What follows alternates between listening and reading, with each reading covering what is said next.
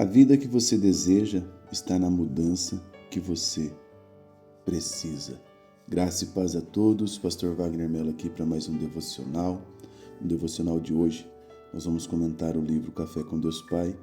Lucas capítulo 8, verso 42, diz assim: Como você pode dizer ao seu irmão, deixe-me tirar o cisco do seu olho, se você mesmo não consegue ver a viga que está no seu próprio olho?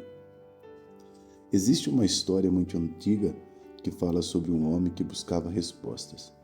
Ele queria entender o sentido da vida, das relações, das lutas. Nessa jornada que durou anos, o homem encontrou 3 portões. No primeiro, com letras douradas, lia-se: mude o mundo. No segundo, mude os outros. E no terceiro, em letras menores, uma frase simples, mas poderosa: mude a você mesmo. E foi só ao atravessar o último que os 2 primeiros começaram finalmente a fazer sentido. Jesus ele pronunciou essas palavras no Sermão da Planície, ensinando sobre o caráter daqueles que desejam segui-lo. Existe uma tendência natural no ser humano de enxergar os erros dos outros, minimizar os seus próprios erros, exigir dos outros aquilo que não pratica, julgar sem antes examinar a si mesmo. Jesus não proíbe ajudar o próximo, mas ele ensina que a transformação deve começar em nós. Quem passa mais tempo examinando a própria vida, julga menos e ama mais. Vou compartilhar com você algumas lições que eu considero importantes à luz desse texto. Antes, porém, te convido a tocar no botão preto abaixo e inscrever-se aqui no canal. A primeira lição é que é mais fácil enxergar o erro dos outros do que o nosso. O texto de 6 de Lucas, verso 42, diz: não vendo você mesmo a trave que está no seu. O cisco ele representa pequenas falhas. A trave ela vai sugerir uma falha muito maior. Romanos capítulo 2, verso 1 diz: pois o que julga os outros condena a si mesmo, porque pratica as mesmas coisas.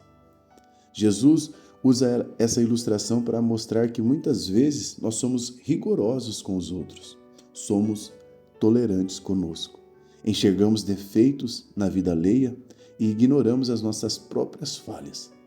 O primeiro passo para o crescimento espiritual é reconhecer a nossa necessidade de mudança, porque a maior cegueira espiritual é enxergar o pecado de todos, menos o nosso.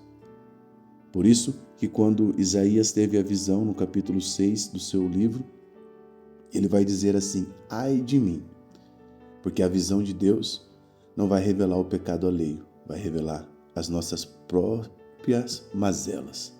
A segunda lição que esse texto vai nos ensinar é que o autoexame deve vir antes da correção. O texto diz assim: tire primeiro a trave do seu olho. Jesus ensina que a transformação começa dentro de nós. Antes de corrigir alguém, precisamos fazer pelo menos 4 perguntas que eu gostaria que você anotasse. Como está o seu coração? Tenho vivido aquilo que ensino? Estou disposto a mudar? Tenho buscado arrependimento? Deus trabalha primeiro em nós e depois através de nós. Em 2 Coríntios capítulo 13, verso 5 diz: examine a si mesmo para ver se realmente estão na fé. Salmo 139 diz: sonda-me, ó Deus, e conhece o meu coração. Quem permite que Deus o corrija estará mais preparado para ajudar outras pessoas. Há uma terceira lição que eu considero importante aqui. Antes, quero te convidar a fazer parte do nosso grupo ali no WhatsApp, onde eu envio para você os links e assim você não perde nenhum vídeo que postamos aqui no canal. Postamos devocionais de manhã e temos postado estudo à tarde. E agora vamos para um projeto de trazer uma palavra na parte da noite. Eu creio que será um tempo de edificação para as nossas vidas. A terceira lição é que a hipocrisia impede uma vida saudável. O texto vai dar-nos um brado de Jesus, onde ele diz: hipócrita, tire primeiro a trave que está nos seus olhos, para que depois possa tirar o cisco que está no olho do seu irmão. Hipocrisia é apresentar uma espiritualidade que não existe. Jesus combatia esse comportamento porque ele afasta pessoas de Deus, produz religiosidade vazia, destrói o verdadeiro testemunho cristão e impede o verdadeiro crescimento espiritual. Deus ele não está procurando aparência, Deus procura sinceridade. Tiago capítulo 1, verso 22 diz: sejam praticantes da palavra e não somente ouvintes. Mateus 23, verso 27, porque vocês são semelhantes aos sepulcros caiados. O que Jesus estava querendo dizer aos fariseus quando ele citou essa passagem? Ele estava dizendo que eles eram estilosos, belos do lado de fora, mas no final das contas, o que o sepulcro carrega do lado de dentro? Morte. Embora fosse um sepulcro bem feito, bem ornamentado, muito bonito, no seu interior havia morte. Então Jesus está nos falando para nós olharmos para a nossa interioridade. E nós precisamos entender que Deus, ele não espera perfeição, mas espera sinceridade e disposição para mudar do nosso coração. Há uma quarta lição que eu considero importante aqui.